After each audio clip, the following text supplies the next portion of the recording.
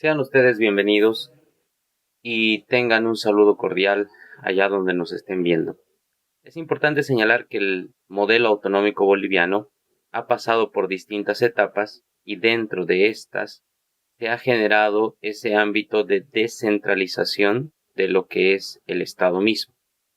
Y estas etapas son importantes para explicar la realidad autonómica hoy en día, el modelo autonómico y sobre todo las incidencias, consecuencias y retos que se han asumido en este modelo. Para ello, es menester poder repasar lo siguiente. Las etapas que nosotros vamos a identificar son las siguientes. Partiendo del modelo de estado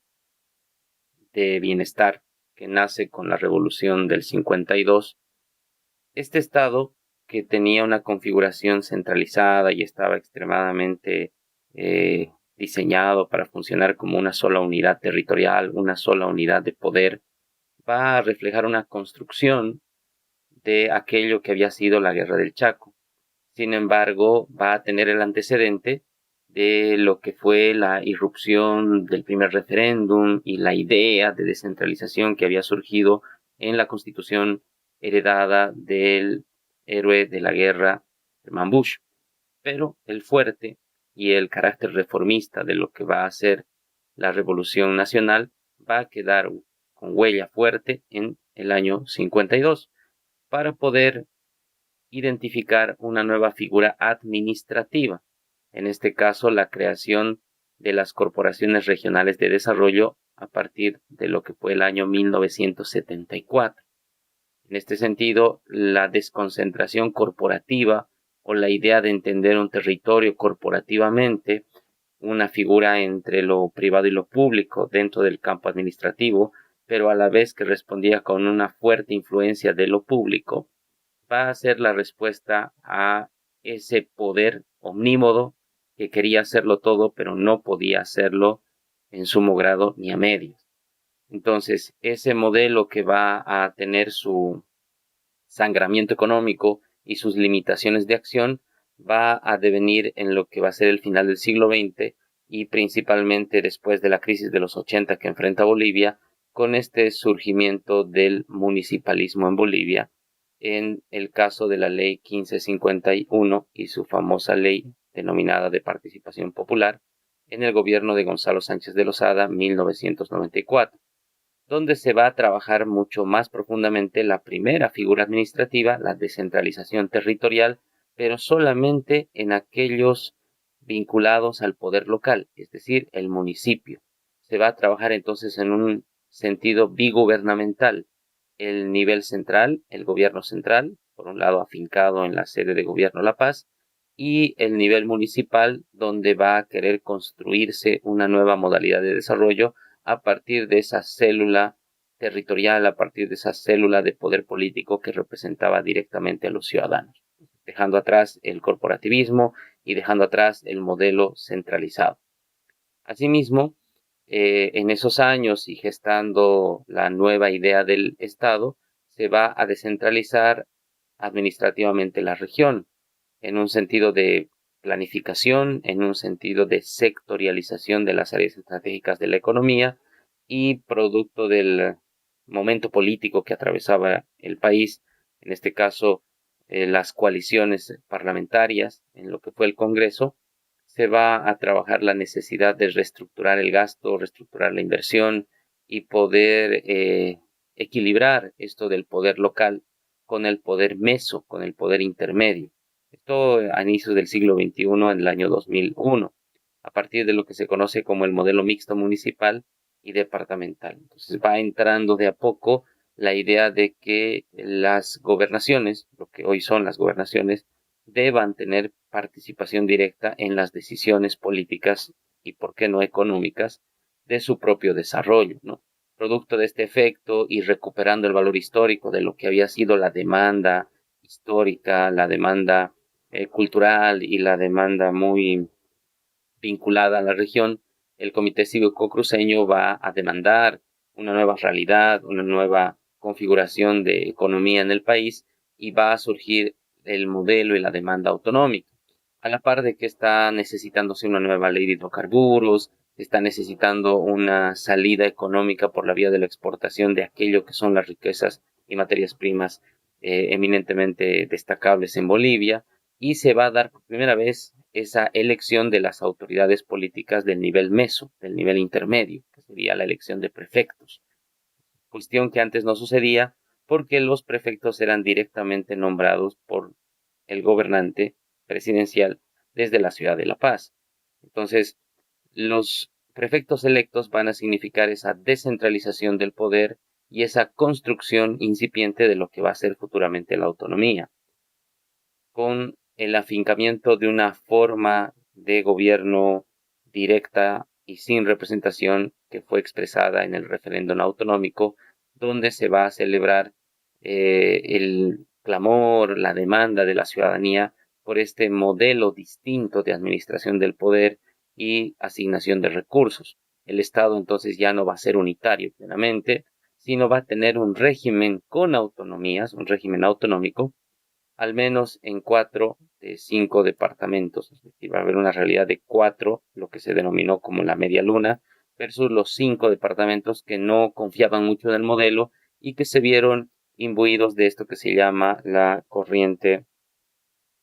separatista, ¿no? Era más una forma de discurso de gobierno que una realidad fáctica, pues la región denominada Media Luna, Pando, Beni, Santa Cruz y Tarija, jamás tuvo ese ímpetu y no quiso fragmentar la unidad del Estado, cuestionamiento que no se entendió allá, pues no estaban acostumbrados a mirar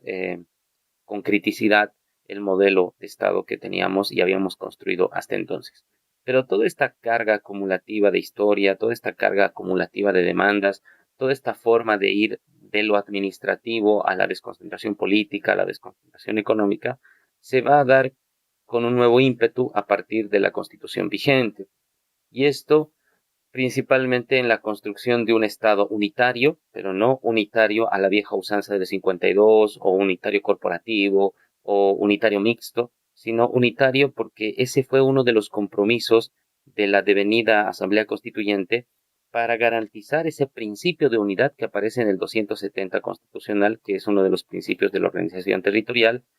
para que nadie, institución, persona, pueda cuestionar esto que se conoce como la unidad del Estado, pero no unitario en un sentido de modelo estatal, o sea, no nos dejemos llevar por la palabra dentro de lo que es la realidad autonómica boliviana. Entonces, este Estado unitario con autonomías va a considerar el atributo autonómico como parte de la construcción plurinacional de la realidad estatal que hoy dirige Bolivia. Entonces ahí se va a establecer este modelo pentagubernamental, se denomina así porque hay 5 niveles de gobierno, y a la vez tetraautonómico. Hay 5 niveles de gobierno y 4 tipos de autonomía. Establecido en la Constitución del 2009, pero desarrollado operativamente a partir de la Ley Marco de Autonomías en julio del 2010. Ahora bien, los avances que va a reflejar la norma constitucional en materia autonómica van a ser los siguientes, pero que no van a encontrar un asidero pleno apenas haya existido esa declaración tanto en la Constitución como en la propia ley marco. Me explico. El texto constitucional, que hoy está vigente en Bolivia, va a romper de forma parcial el monopolio legislativo de la Asamblea, pero no lo va a romper del todo porque va a seguir concentrando la vocación, la facultad de legislar e incluso hacerlo en demasía encima de lo que significa la realidad subnacional. Y este rompimiento, si bien es algo positivo a nivel del ejercicio facultativo, va a ser limitado en la medida en que los gobiernos subnacionales no van a tener la costumbre, la tradición de legislar, de redactar normativa propia y de hacerlo a un nivel de profundidad, de tecnicismo, como sí lo hace, como sí lo hacía la sede de gobierno. Entonces ahí hay un aspecto de cal y una de arena, un aspecto positivo y un aspecto cuestionable. Por otro lado, se van a constitucionalizar las competencias, palabra polisémica en derecho, y que para este efecto van a significar la titularidad de atribuciones, pero que al estar en la Constitución van a tener una implicación por demás relevante y van a surgir a partir de esta una nueva forma de hacer y ejercer procesos constitucionales, por ejemplo, las demandas de conflictos de competencia, y también va a haber una interpretación novedosa en lo que es el derecho autonómico constitucional. Esta constitucionalización va a generar una clasificación por tipo de autonomías, por tipo de competencias, y entre las cuales vamos a reconocer las mencionadas en situaciones precedentes, como las privativas, las exclusivas, las concurrentes y compartidas. Las autonomías indígena, originaria y campesinas van a establecerse como una situación novedosa, como una herencia de privilegios, en parte a su mérito originario en el Estado plurinacional, van a tener entonces atribuciones especiales, se va a transversalizar su existencia en el área política, administrativa, territorial e inclusive en el aprovechamiento y explotación de recursos naturales. Entonces, constituir una autonomía indígena junto al gobierno nacional va a generar una categoría distinta y superior al resto de las formas de autonomía que se van a venir trabajando sobre todo en la identidad de los pueblos más grandes y más fuertes en Bolivia. No es la mejor autonomía, pero es la autonomía más real, si lo ponemos en términos de determinación normativa, en términos de autoidentificación y en términos de penetración identitaria de los ciudadanos con ese modelo. Ahí tenemos algunos en Santa Cruz, Queraimbá, Charagua, algunos en Cochabamba, Racaipampa, en Oruro, Salinas Garci, los Uruchipayas, ¿no? La Constitución también va a descentralizar el ingreso, es decir, el dinero que va a necesitarse para ejecutar competencias para existir autonómicamente, brindando una oportunidad a los gobiernos autónomos de disponer de dominios tributarios para su financiamiento. Se va a establecer y delimitar qué nivel de gobierno va a ejercer ese dominio para cobrar los impuestos correspondientes. Reconocido una ley de distribución y dominio de impuestos y sobre todo para poder hacer funcionar este modelo que estaban haciendo. Pero estos avances, como su nombre lo indican, no son constitutivos ni son consolidadores, sino son avances de lo que en Bolivia se había ido acumulando en demanda y necesidad histórica. Por eso es que la distribución de competencias por ámbito de gobierno, cuando uno le pone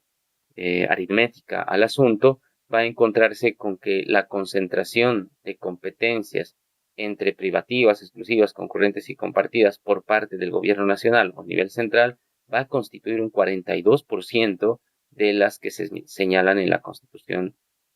Plurinacional de Bolivia. Y eso no solamente es en un porcentaje o en un valor numérico, sino es en la calidad de competencias que se están asumiendo para el nivel central. Independientemente del tipo de competencias, la cantidad va a tener su peso específico en ello. Ahora, de las competencias asignadas a las otras dos grandes autonomías o a los otros dos grandes gobiernos subnacionales, lo departamental y lo municipal, juntos van a llegar a sumar un 40%, o sea, ni siquiera equipara cabalmente aquello que llega a tener el nivel central en toda su manifestación. Y por ende, también hay una observación que ustedes pueden ver en esta tabla, la asignación competencial a la autonomía regional es nula, o sea, nula por parte de la Constitución, pero sí se va a hacer por parte estatutaria, como sucedió a través del Estatuto Autonómico de la región del Gran Chaco. Entonces, este modelo que es distribuidor de competencias va a llegar a construir 199 competencias entre 4 niveles de los 5 originalmente planificados. Y esto pues es observable porque si bien este es el modelo inicial en los avances del 2010, 11 y demás, se esperaba que haya una desconcentración de estas competencias, que haya una delegación y una transferencia para que no se acapare, para que no se quede en el viejo centralismo esta determinación jurídico autonómico constitucional. Elemento que la realidad hoy al 2024 nos hace ver que no sucedió, no aconteció. El Estado entonces es multiautonómico, y en ese grado, tanto el gobierno nacional, las autonomías indígenas, la autonomía municipal, la autonomía departamental y la autonomía regional tienen la oportunidad, tienen el deber de poder desarrollar estas competencias integradamente, tanto en lo que es el marco de planificación que tiene el Estado desde 1990 con la ley del sistema SAFCO, como lo es con su corolario y complementación de la Ley 777, que es la Ley del Espía, Sistema de Planificación Integral del Estado. Esto menciono lo precisamente porque a la par de la planificación y este Estado multiautonómico debe reflejarse un avance, un desarrollo, una cobertura jurídica de los derechos humanos que involucra cada competencia. Ojo con esto, que no es que cada competencia tenga sí o sí un derecho humano vinculado, pero la gran mayoría de ellos está atado, está vinculado, está garantizando, está proyectando, está respaldando un derecho humano. Por eso es tarea nuestra en el plano del derecho autonómico identificar la mayor posibilidad de cobertura jurídica que tenemos con el desarrollo competencial de cada uno de estos niveles, para poder entender tanto la realidad autonómica como para poder gestar nuevas normas o complementar las ya existentes. Pongamos un ejemplo, en el caso de los servicios de telefonía fija, móvil y telecomunicaciones, que es una competencia compartida en mérito a lo establecido en la Constitución en el artículo 299, en su parágrafo primero, pues esta competencia, que significa que el gobierno nacional va a elaborar una ley básica emergente de la Asamblea Legislativa Plurinacional para que las demás autonomías puedan colegislar, puedan desarrollar normas a la par, debería haber ejercitado el mayor poder posible de ejercer derechos por parte de los ciudadanos. ¿Por qué? Porque de esta manera tendríamos un mejor ejercicio de servicios básicos vinculados a la telecomunicación, a la telefonía móvil y fija. Sin embargo, a partir del pequeño oligopolio en los servicios de telecomunicaciones, sobre todo, tanto en los servicios de Internet como móvil, el nivel central se ha llevado la directriz a su terreno y ha hecho que la ley 060, la ley de juegos y la ley de telecomunicaciones 164 vayan a ser leyes no de desarrollo, no normas básicas, sino vayan a ser leyes completamente invasoras de la posibilidad de desarrollarse por sí mismo a los gobiernos autónomos. 060 en cuanto a la ley que debe ser de lotería y juegos de azar, y la 164 en cuanto a telecomunicaciones. ¿Qué estoy queriendo decir? Que no hay ley de desarrollo departamental, municipal o indígena en base a las dos precedentes normas citadas, la 060 y la 164. Y en el caso regional menos aún, porque no hay asignación competencial. Por ende, diríamos que los derechos humanos vinculados al acceso a servicios básicos no se hallan competente y eficientemente ejercidos por parte de los gobiernos subnacionales, pero no porque estos sean apáticos o desinteresados de estos derechos humanos, sino porque está aconteciendo un fenómeno de invasión a partir de la facultad legislativa dominada por el nivel central. Ejemplo, nos permite ver cuál es la tarea pendiente por hacer. Dentro de los gobiernos subnacionales, tener la valentía, la hidalguía y el conocimiento para desarrollar en redacción normativa leyes que protejan estos mandatos vinculados a los servicios básicos. A ello, vamos a ver algunos elementos para ir cerrando esta sesión, vinculadas a la autonomía indígena originaria campesina. Esta autonomía, que como dije, tiene un carácter especial y que del resto de autonomías gozaría de un privilegio mucho más pleno en cuanto a su ejercicio jurídico. Va a utilizar la categoría de autogobierno en su propia legislación, va a ser más eficiente en términos de lenguaje, va a poder actuar con normas y procedimientos propios, que está vinculado a su sistema de gobierno, reconocido en la Constitución en el artículo 11, pero también en el artículo 190, párrafo primero. No se van a subordinar a la Constitución, o sea, de manera directa al menos no, y ahí se va a establecer una curiosa fórmula de actuación en armonía, en el sentido de que va a utilizarse esa palabra para decir que va a ir ensamblada, va a ir coaligada o coalineada con lo que es el mandato constitucional, pero no va a haber ese directo lenguaje que va a decir imperativamente subordinada a la Constitución, ¿no? Por eso es curioso. es la única autonomía que incorpora la posibilidad interna de la consulta, es decir, que puede elevar consulta a lo que es su realidad, su determinación, su gestión pública, en vez del referéndum, que es un mandato mucho más horizontal, mucho más asambleario y que también tiene este elemento de consulta directa por parte de sus autoridades a lo que es el Tribunal Constitucional. También es el único régimen de autonomía que puede sustituir a otras autonomías, desplazando sus municipios y regiones. Porque si tenemos una autonomía municipal cuya población se autoidentifica, autodenomina guaraní, cuecha, guanayec, y puede demostrar la construcción identitaria y de gestión de esa realidad indígena, entonces va a sustituir la autonomía municipal por una autonomía indígena.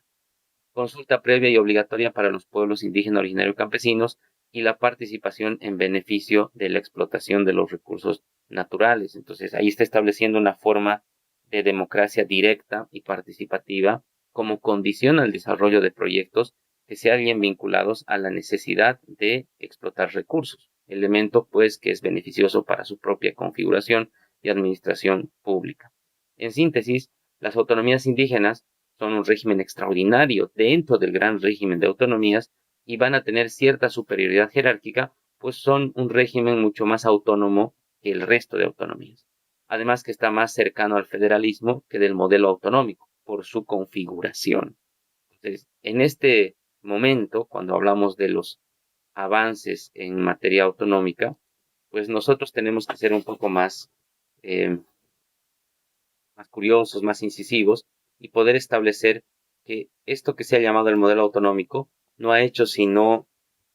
desarrollar necesidades de regiones, necesidades institucionales, pero que no ha terminado de satisfacer todo aquello para lo cual fue diseñado. Las autonomías indígenas, con esas cualidades que fueron descritas, no son sino la punta del iceberg autonómico que hay que descubrir, que hay que desarrollar para reencontrar en el plano de lo municipal, de lo departamental y de lo regional aquello que se ha perdido, la necesidad de autonomizar a partir de la legislación como facultad, a partir de la reglamentación como facultad, a partir de la ejecución como facultad, todo aquello que Bolivia pierde en oportunidad. Pero eso será parte de otra disquisición, de otro acompañamiento y seguramente surgirán más dudas. Agradezco su atención y les deseo buen estudio. Sigan adelante.